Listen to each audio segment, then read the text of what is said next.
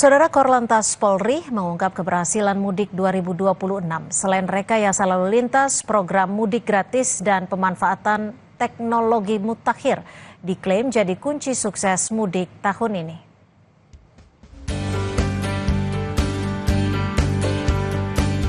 Rekayasa arus lalu lintas seperti satu arah nasional menjadi salah satu kunci untuk mengurai arus mudik Lebaran 2026. Pemberlakuan satu arah ini dilakukan antara lain berdasarkan pantauan dari Command Center Korlantas Polri.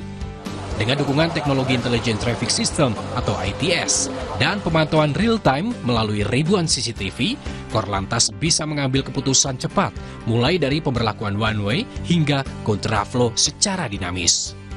Teknologi ini memastikan setiap titik kemacetan terdeteksi dan memberikan kepastian waktu tempuh bagi para pengendara. Tak hanya mengandalkan teknologi, pemantauan langsung di lapangan juga dilakukan. Hasilnya, seluruh personel bergerak dalam satu komando yang presisi. Membantu ya, cuman karena volume kendaraannya rame kan padat, jadi agak sedikit tersendat. Cuman membantu sih, karena kan kalau misalnya stuck banget, tol juga nggak mungkin. Cuman tadi running bagus. Membantu ya, soalnya kan mereka kalau misalnya ada anggota di lapangan kan pasti otomatis penanganannya cepat. Pasti membantu buat masyarakat yang mau mudik ke Jawa terlebih khususnya, sama orang-orang yang mau mudik lain, karena kan pasti kalau udah ada pos pengamanan lebih cepat. Menko Bidang Infrastruktur dan Pembangunan Kewilayahan Agus Harimurti Yudhoyono mengapresiasi kolaborasi lintas sektor. Langkah ini terbukti mampu menekan angka fatalitas di jalan raya. Walaupun tentu di sana-sini ada dinamika yang terjadi di lapangan, tapi secara umum masih dalam kendali, dalam kontrol yang juga ketat, sehingga semangat kita untuk menghadirkan arus mudik yang aman, lancar, dan selamat ini benar-benar bisa kita jaga. Kakor Lantas Polri pun mengungkap resep di balik kunci sukses rekayasa lalu lintas mudik Lebaran 2026. Seluruh rekayasa lalu lintas didasarkan pada perhitungan data ilmiah demi kenyamanan pemudik. Arus mudik cukup terkendali ya. Jadi memang tahun ini cukup beda, karena kalau kita bandingkan arus mudik pada tahun yang lalu, ada peningkatan yang cukup lumayan, jadi 4,62%. Dari 258.000 menjadi 270. Oleh sebab itu, treatment untuk arus mudik ini beda sama yang lalu.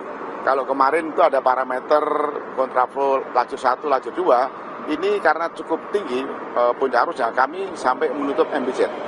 Dan kami lakukan kontraflow dari 36, 47, 48, hingga 70 sampai 3 lajur. Setelah 70, tentunya lancar, alhamdulillah.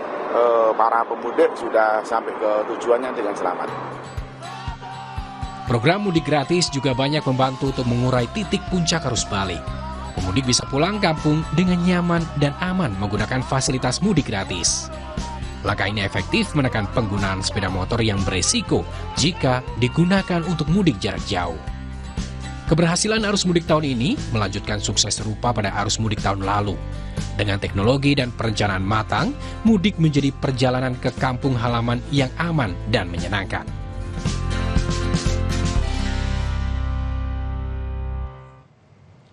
Informasi tadi menutup Kompas Petang hari ini. Saya Cindy Permadi. Dan saya Cynthia Rompas. Terima kasih. Selamat sore, sampai jumpa.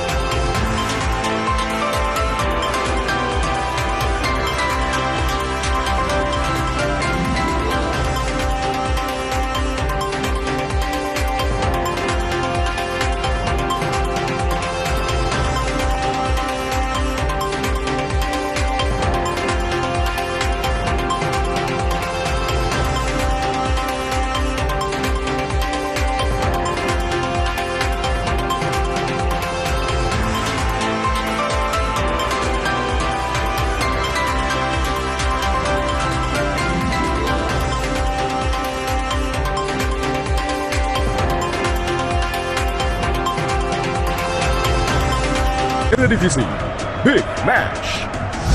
Atmosfer panas di Rotterdam. Feyenoord bersama top scorer Liga sang juru gedor Ayase Ueda siap mempermalukan rival mereka AFC Ajax dengan Mika Holt sebagai otak serangan datang dengan penuh keberanian untuk mencuri poin di kandang lawan. Eredivisie, Feyenoord versus Ajax Amsterdam, Minggu 22 Maret pukul 8.15 malam, live di Kompas TV. Momentum lebaran di kuartal 1 diprediksi dorong ekonomi Indonesia tumbuh positif. Namun, ada tekanan dampak perang Iran. Sebenarnya dengan momentum ada lebaran, awal tahun, kita sih tetap optimis 5,5 sampai 5,6. Kami khawatir harga energi akan naik, lalu pengusaha ngambil sikap efisiensi pastinya PHK. Nah, di luar adanya perang, sudah terpukul. Pukul apalagi dengan adanya perang. Business Talk, Selasa 24 Maret pukul 10:30 malam di Kompas TV.